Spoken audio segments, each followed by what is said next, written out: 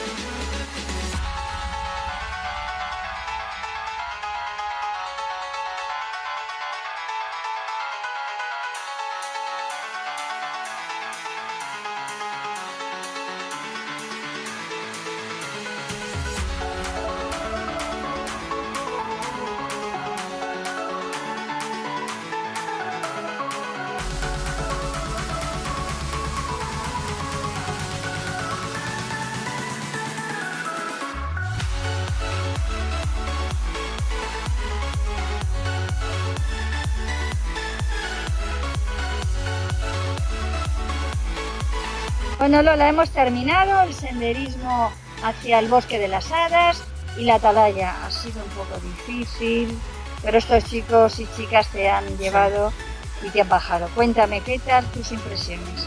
Maravillosos, maravillosos. Los chicos son maravillosos y la estancia aquí donde hemos estado es también espectacular. Me encanta muchísimo. Sois fantásticos. No tengo nada más que decir. Me voy muy ilusionada, muy contenta y a repetir a la siguiente. Pues te esperamos. Hasta pronto. Muchísimas gracias.